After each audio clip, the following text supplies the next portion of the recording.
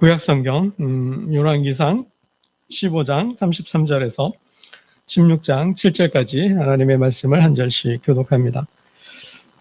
유다의 아사왕 셋째 해에 아히야의 아들 바아사가 디르사에서 모든 이스라엘의 왕이 되어 24년 동안 다스리니라.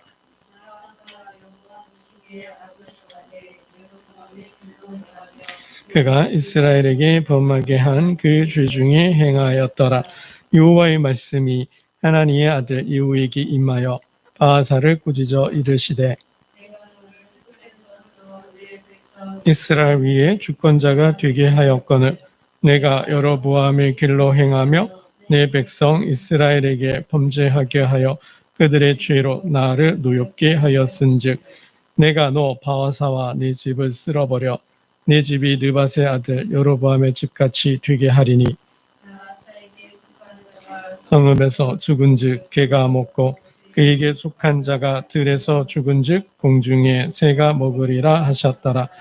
바아사의 남은 사적과 행한 모든 일과 권세는 이스라엘 왕 역대지락에 기록되지 아니하였느냐.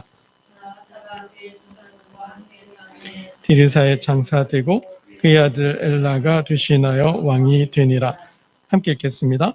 여호와의 말씀이 하나니의 아들 선지자 예후에게도 임하사 바아사와 그의 집을 꾸짖으심은 그가 여로보암의 집과 같이 여호와 보시기에 모든 악을 행하며 그의 손의 행위로 여호와를 노엽게 하였음이며 또 그의 집을 쳤음이더라. 아멘. 오늘 바아사에 대한 심판의 메시지인데요. 바아사가 이스라엘의 왕이 됐습니다. 그렇죠? 바아사가 어떻게 왕이 됐어요? 모반해서, 구테타, 반역해서. 북이스라엘에 크게 네 왕조가 있다 그랬어요. 그죠? 북이스라엘을 창업한 사람이 여로보암. 그럼 바아사는 언제 왕이 된 거예요?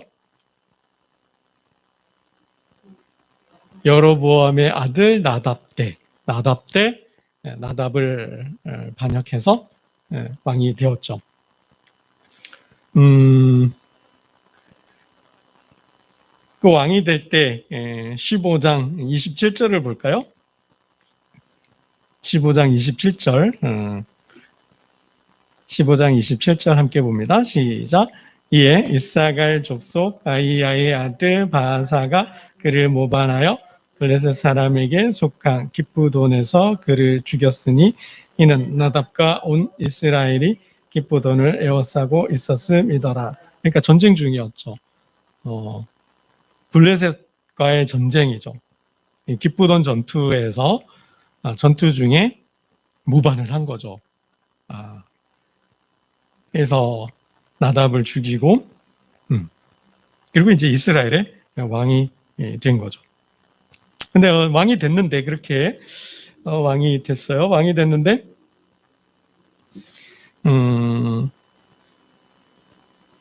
오늘 본문은 하나님께서 바아사에 대한 심판의 말씀을 하고 있다라는 거죠. 왜 하나님께서 바아사를 심판하시는 걸까? 그죠? 왜 바아사를 심판하시는 걸까? 왜 심판을 해요? 2절, 우리 16장 2절을 1절과 2절입니다. 하나님께서 하나님의 아들 예후를 통하여 바아사에게 주신 말씀인데요. 1절과 2절을 봅니다. 함께 봅니다. 시작. 여호와의 말씀이 하나님의 아들 예후에게 임하여 바아사를 꾸짖어 이르시되 내가 너를 티끌에서 들어 내 백성 이스라엘 위에 주권자가 되게 하였거늘 내가 여로보암의 길로 행하며 내 백성 이스라엘에게 범죄하게 하여 그들의 죄로 나를 노엽게 하였은즉 그랬습니다. 왜 하나님께서 심판을 하신 거예요? 여로보암의 길로 행했다. 여로보암의 길로 행했다. 여로보암의 길이 뭐예요? 여로보암을 따라갔다는 거죠. 여로보암을 추종했다라는 거예요. 여로보암 왕이 하나님께 범죄했다고 하였는데 여로보암의 죄가 뭐예요? 그죠? 단가베델에 금송아지를 만들고 우상을 숭배하게 했다라는 거죠. 그러니까 여로보암의 길은 크게 세 가지인데, 금송아지, 우상 숭배를, 우상을 만들고 금송아지를 만들고 숭배하게 했다라는 거죠. 그리고 두 번째는 일반인들로 하여금 제사장을 삼았다라는 거. 그리고 세 번째는 여호와의 절기를 마음대로 바꾸어서 자기 마음대로 절기를 정해서 예배를 드렸다라, 제사를 드렸다라는 거죠. 더 나아가서는 뭐예요? 백성들로 하여금 우상을 숭배하게 했다라는 거죠. 여호와를 떠나서 금송아지를 숭배하게 했다라는 거. 이게 여로보암의 길이었어요. 이게 여로보암이 하나님께 행한 범죄였다라는 것이죠. 그래서 하나님께서 바하사를 심판의 도구로 사용하신 거잖아요. 여로보암에게 하나님께서 경고하셨죠. 누구를 통해서? 실로의 선지자 아히야를 통해서 분명히 경고하셨잖아요. 그죠? 그 이야기를 바하사도 들었을 거라고요. 여러분, 그러니까 반역하는 거죠. 하나님께서 버리셨으니까, 하나님께서 그를 떠났으니까, 하나님께서 그와 함께 하지 않으니까 선지자를 통해서, 하나님의 사람을 통해서 선포했잖아요. 그러니까 뭐야? 반역할 수 있는 거죠. 다윗이 왜 사울을 죽이지 못했어요? 기름 부은 자니까.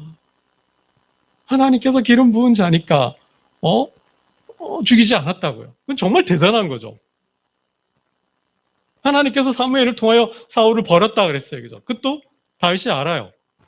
그럼 죽일 수 있죠. 해할 수 있는 거죠. 종교개혁자 루터가 파문을 당했어요.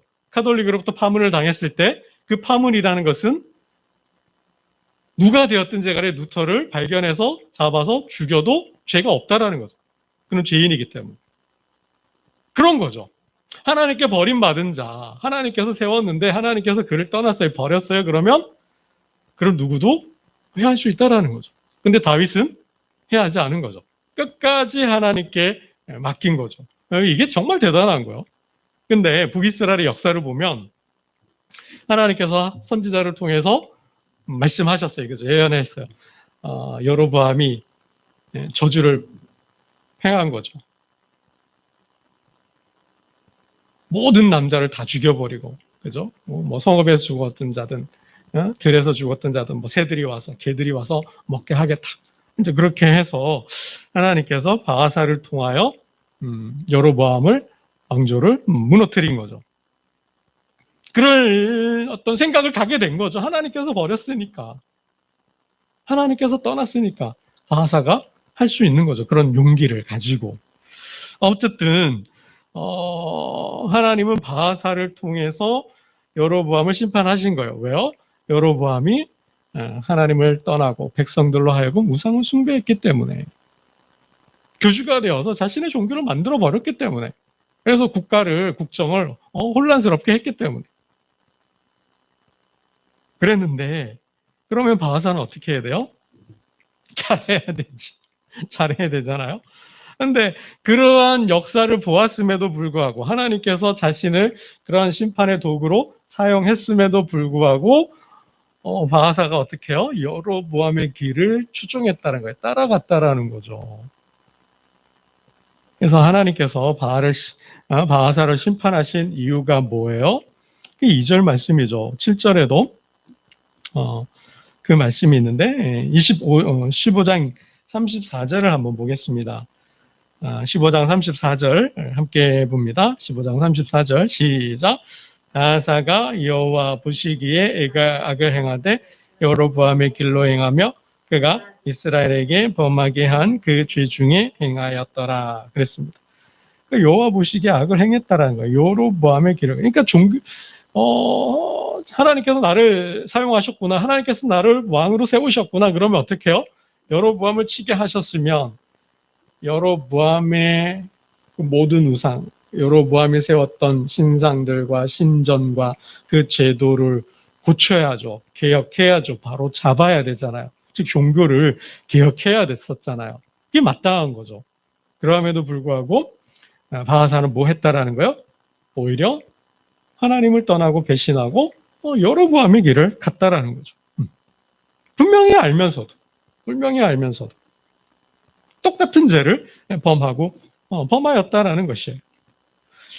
그러니 하나님이 심판하셨다라는 거죠. 그러니 심판하셨다라는 거예요. 이게 첫 번째 이유죠. 여로보암의 길을 갔다라는 거예요. 두 번째는 뭘까요? 하나님께서 하나님을 통해 말씀하신 것을 들었잖아요. 들었으면 돌아서야지. 선지자 예후를 통해서 깨우쳐 주셨는데도 불구하고 뭐요? 돌이키지 않았다라는 거죠. 3절과 4절을 한번 봅니다. 16장 3절과 4절입니다. 함께 봅니다. 시작. 내가 너 바하사와 네 집을 쓸어버려 네 집이 느밧의 아들 여로보암의 집같이 되게 하리니 바하사에게 속한 자가 성읍에서 죽은즉 개가 먹고 그에게 속한 자가 들에서 죽은즉 공중의 새가 먹으리라 하셨더라. 그랬습니다. 그러니까 하나님의 아들 예후를 통하여 하나님께서 말씀을 하신 거잖아요. 어찌하여 여로보암의 길을 가느냐라는 거죠. 여로보암의 죄를 왜 너도 죄를 짓느냐라는 거죠. 여러분 이 예후를 통한 하나님의 말씀에는 어떤 의미가 메시지가 담겨 있는 거예요? 하나님이 일단 알려주시는 거잖아요. 바하사의 그 죄가 행실이 악하다라는 거. 그러니까 하나님은 하나님의 아들 예후를 통해서 하나님의 아들 예후를 통해서 이 사실을 알려주시는 거죠. 너도 여로보암의 길을 가고 있다. 너도 멸망의 길을 가고 있다. 알려주는 거죠. 너를 이스라엘의 왕으로 삼은 것이 누구냐? 나 여호와 하나님이 아니냐? 내가 너를 여로보암의 집을 심판하는 도구로 사용하지 않았느냐? 그래서 이스라엘을 개혁해서 국가를 바로 세우라고 하지 않았느냐? 그런데 어찌하여 여로보암의 길로 가느냐? 어찌하여 그와 똑같은 죄를 범하느냐? 여로보암에게 그 죄를 물어 심판하셨다라는 거죠. 내게도 똑같이 죄를 물어 심판하겠다라는 거죠. 그러면 어떻게 해요? 뜻을 굽혀야죠. 자신의 마음을 바꿔야죠. 그 길을 그래서 돌아서야 되죠. 듣고도 무시하는 거. 불순종이죠. 여러분 제사보다 뭐가 좋아요? 순종이 낫다라 그랬죠. 불순종은 뭐예요? 거역은 뭐예요? 사신 우상을 숭배하는 것과 같다 그랬어요. 우상을 숭배하는 것과 같다 그랬잖아요. 그래서 사울을 망했잖아요. 하나님께서 그를 버렸잖아요. 불순종해서. 그럼에도 불구하고 바하사는 그걸 깨닫지 못하고 돌아오질 않아요. 듣고도 무시하는 거죠, 여러분. 여러분 이게 제일 무서운 거잖아요. 내 말을 무시하는 것. 이건 존재를 부정하는 거죠. 이게 두 번째 이유죠. 하나님의 사람을 통해서 선지자를 통하여 경고했음에도 불구하고 그는 돌이키지 않았다는 것, 하나님을 무시했다는 거죠. 불순종하고 거역했다라는 거. 이 역시 우상숭배와 다를 바 없다라는 거죠. 여러분 세 번째는 뭘까요? 그는 권력의 눈이 멀어 있다라는 거죠. 권력의 눈이 멀었어요. 왜 여로보암의 길을 가요? 왜 여로보암이 우상을 만들었어요? 권력 때문이잖아요. 그 왕권 때문이잖아요. 그 나라 때문이잖아요. 자신의 나라를 삼고 자신이 통치하겠다는 거예요. 하나님께서 분명히 아히야를 통하여서 솔로몬의 그 악행과 솔로몬의 그 우상숭배 때문에 이스라엘을 쪼개서 너에게 줄 것이다. 너를 왕으로 세울 것이다. 다윗처럼만 행해라. 다윗처럼만 행한다면, 내 앞에서 온전히 행한다면 다윗의 나라, 다윗처럼 훌륭한 나라를, 그 나라와 그 왕권을 내가 지켜주겠다. 약속했음에도 불구하고 뭐요? 두려워서, 불안해서. 여러분 이 마음이죠, 이 마음. 권력 때문에. 그 권력을 쥐고자 하는 거죠. 여러분 이거죠. 아담이 에덴에서 쫓겨난 것도 이유가 뭐예요? 하나님의 법을 어긴 이유가 뭐예요? 결국 권력이잖아요. 욕망이죠. 권력에 대한 욕망. 더 높은 자리, 더 힘 있는 자리. 내가 세상을 좌지우지할 수 있는 그 권한을 쥐고 싶은 것. 이게 이것 때문에 하나님의 법도 우습게 여기는 거죠. 하나님의 말씀도 들어도 못 들은 척하고 하나님의 말씀에 불순종하는 거죠. 여러분 이런 마음이 다 있다라는 거, 이런 마음이 다 있어요. 권력에 눈이 먼 거죠. 여러분, 우리의 눈이 가려져 있다면. 그러니까 인간이 하나님을 보지 못하는 게 뭐예요? 뭐 때문에? 욕심이라는 안경에 욕심의 눈이 가리워져서 뭐예요? 하나님을 못 보는 거죠. 하나님의 음성이 들리지 않는 거죠. 여러분, 바하사는 권력에 눈이 멀어서 수단과 방법을 가리지 않고 권력을 쥐겠다라는 거예요. 내가 어떻게 잡은 권력인데, 내가 이렇게 힘들게 권력을 잡았는데 내가 이 권력을 어떻게 내놓을 수 있냐라는 거죠. 그러니까 하나님에 대한 불신이죠. 하나님께서 심판의 도구로 썼고 이스라엘을 왕으로 세웠다는 것을 믿고 하나님을 순종할 수만 있었다면 뭐예요? 이런 우상의 길로 가진 않겠죠. 우상의 길을 갔다라는 건 하나님에 대한 불신, 하나님을 믿지 못하는 거죠. 그리고 뭐예요? 하나님 없이 자기가 통치해보겠다는 그러한 교만한 마음이 앞섰기 때문에 이럴 수밖에 없는 거죠. 그러니 하나님이 바하사를 심판하시는 거죠. 하나님께서 바하사를 심판하신 궁극적 이유가 뭐예요? 결국은 그 안에 하나님이 없다라는 거죠. 그 안에 하나님이 없다. 그의 마음에 하나님이 계신다면, 그가 하나님을 믿고 하나님을 그 마음에 모셨다면, 그래서 하나님과 영적 교제와 교통을 나누는 사람이었다면 그가 이렇게 할까요? 아니라는 거죠. 여로보암의 길을 갈 수 없다라는 거죠. 여러분, 영성이 뭘까요? 영성은 하나님과의 관계예요. 여러분, 영성이라는 것이 어렵게 생각할 필요 없어요. 영성이라는 것이 하나님과의 관계예요. 하나님과의 관계. 하나님과의 만남을 추구하는 거죠. 하나님과의 하나됨을 추구하는 거예요.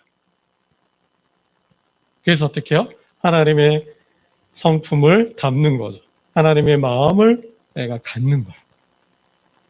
그러니까 하나님과의 깊은 영적 교제, 사귐, 교통을 통해서 하나님이 내 안에, 내가 하나님 안에 거하는 그러한 신앙의 일치, 삶의 일치, 존재의 일치를 이루어가는 거죠. 그러나 인간은 하나님이 될 수 있다, 없다?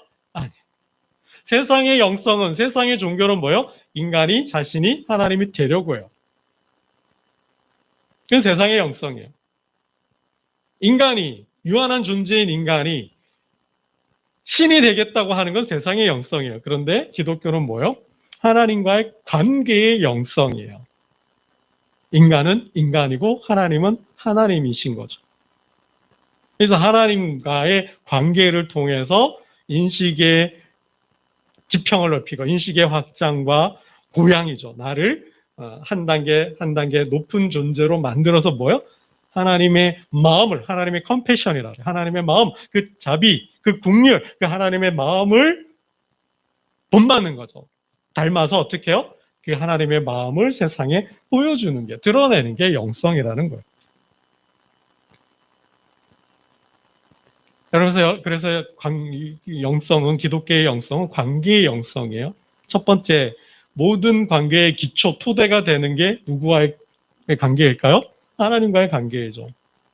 하나님과의 관계가 토대가 되는 거예요. 이 수직적 관계, 하나님과의 관계가 바로 서면 십자가잖아요. 그 다음에 어때요? 세상과의 관계. 이게 바로 이루어지는 것이죠. 여러분, 깊이 설명하면 시간이 많이 가니까 짧게 이렇게 설명을 드려보면, 기독교의 영성이란 하나님과의 관계를 기본 관계, 하나님과의 관계를 토대로 내 자신과의 관계, 이웃, 타자와의 관계, 그리고 피조물, 자연세계, 생태계의 자연과의 관계를 바로 설정하는 게 기독교의 영성이에요. 그러니까 삶의 질서, 하나님과의 관계를 통해서 깨어진 관계를 회복하고 그 존재의 질서를 바로 잡는 게 기독교의 영성이다라는 거죠. 왜 인간은 하나님을 인식할 수가 없어요? 왜 인간은 하나님을 경험할 수 없어요? 왜 인간은 하나님을 만날 수 없어요? 죄 때문에. 아담의 타락으로, 아담의 범죄로 하나님과의 관계가 끊어지고 하나님과의 관계가 단절됨으로 뭐예요? 모든 관계가 깨어지고 단절되어 버렸잖아요. 그래서 부분적이고 파편적이고 모순적인 지식과 관계를 통해서 올바른 온전한 관계를 맺지를 못하는 거예요. 부분적인 관계를 맺을 수밖에 없는 거죠. 전체적인 관계를 맺을 수가 없는 거죠. 그래서 깨어진 관계를, 단절된 관계를 회복하는데 뭐가 필요해요? 하나님과의 관계가 필요한 거죠. 하나님을 만나서 하나님과의 깊은 영적 교제가 이루어져서 부분적이고 파편적이고 모순적인 나란 존재를 어떻게 해요? 하나님의 시선, 그러니까 자아중심, 내 중심적 그 세계관, 가치관을 버리고 누구의? 하나님의 시선, 하나님의 시각으로 보는 거죠. 그래서 하나님과의 올바른 관계를 이루기 위해서 누가 필요해요? 예수님이 필요하고 또 누가 필요해? 성령님이 필요한 거죠. 인간에겐 하나님과 교제를 나눌 수 있는 힘이, 능력이 없잖아요. 그래서 누구를 보내신가요? 예수, 화해자, 화목자. 예수 그리스도를 통해서 깨어진 관계를 회복하게 해서 하나님과 관계를 맺게 하고 그 맺어진 관계를 우리의 삶 속에서 나와의 관계, 타자, 이웃과의 관계, 그리고 세계, 자연, 과의 관계를 온전하게 회복하는 게 누구의 역사예요? 성령의 역사인 거죠. 여러분, 그래서 우리는 무엇을 읽어야 될까요? 성경, 말씀을 읽어야 돼요. 하나님을 알아야 하나님과 깊은 영적인 교제를 나누죠. 하나님을 알아야 또 하나님의 마음을 내 마음 담는 거잖아요. 그 예수님을 통하여서 우리가 걸어가야 할 길, 사도 바울의 말을 빌린다면 예수 그리스도가 뭐요? 나의 표대라 그랬잖아요. 그러니까 우리가 뭘 보고 앞으로 나아가냐면 봐야 나가는 거죠. 목표가 없으면, 표대가 없으면 어떻게 해요? 꾸벅꾸벅 왔다 갔다 뭐 할 수밖에 없는 거죠. 그래서 이정표로 믿음의 주요, 그죠? 믿음의 본이신 예수님을 보내주신 거고, 예수님처럼 살도록 누구를 보낸 거예요? 우린 그런 능력이, 그런 힘이 없으니까 성령 하나님을 보내주셨다라는 거예요.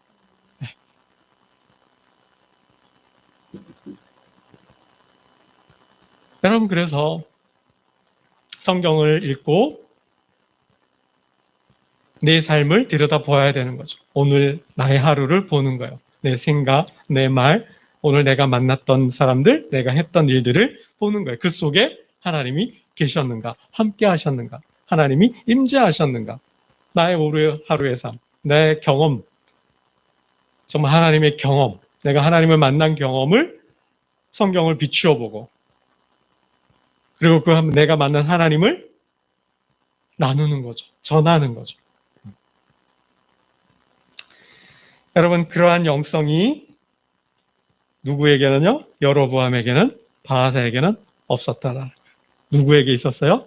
다윗에게 있었던 거죠. 다윗이 그래 뿌리 깊은 영성이라고 하지 않습니까? 모든 삶을 누구에게 가져가요? 하나님께 가져가잖아요. 하나님과의 깊은 영적 교제 속에서 자신의 삶을 아뢰잖아요. 묻잖아요. 그리고 자기가 경험한 그 하나님을 이야기하잖아요. 또 그 하나님, 자기가 경험한 하나님, 그 하나님 주시는 능력으로 골리앗과 싸우고 삶에 피해가고 지혜를 얻어서 자신의 삶을 만들어가죠. 여러분, 이 다윗의 영성이죠. 이 다윗의 영성이. 이 다윗의 영성이 여로보암에게는 없었다라는 거예요. 이 바하사에게는 없었다라는 거예요. 그러니까 어떻게 해요? 세상의 눈이 머는 거예요. 권력의 눈이 머는 거예요. 여자의 눈이 머는 거죠. 성의 눈이 머는 거죠. 그래서 어떻게 해요? 자신의 욕망을 채우려고 하는 거죠. 자기를 중심적으로 타인을 어떻게 해요? 그래서 착취하고 억압하고 박해하고 죽이는 거죠. 오로지 자신의 이기적인 욕망을 위해서. 여러분, 말씀을 맺겠습니다. 항상 하나님과의 깊은 영적 교제 속에서 그리스도를 통하여 하나님의 형상을 회복하고 또 그리스도가 보여준 그 삶을 우리들의 삶 속에서 교회와 가정과 일터에서 성령의 능력으로 살아내심으로, 살아보임으로 하나님의 축복을 전하는 축복의 통로가 되시기를, 또 하나님의 뜻, 하나님의 사명을 이루어 하나님의 기쁨이 되시기를 주님의 이름으로 축원합니다. 기도드리겠습니다. 하나님 아버지, 우리의 눈을 보게 하여 주옵소서. 사도 바울의 눈에 씌어진 비늘, 그 비늘이 벗겨지자 하나님을 보고 하나님이 계신 세계를 보며 자신의 누구인지 알고 자신의 사명을 바로 알아서 어떤 삶을 살아야 하는지 알고 하나님이 기뻐하는 삶을 살았습니다. 하나님, 우리의 눈이 세상의 것으로 가려져 있지는 않은지, 세상의 욕심으로 어두워져 있지는 않은지, 하나님이 아닌 세상을 욕망하고 탐하고 그것 때문에 멸망의 길을 가고 있지는 않은지 하나님 분별할 수 있는 영적인 눈, 영적인 지혜를, 영적인 분별력을 더하여 주시옵소서.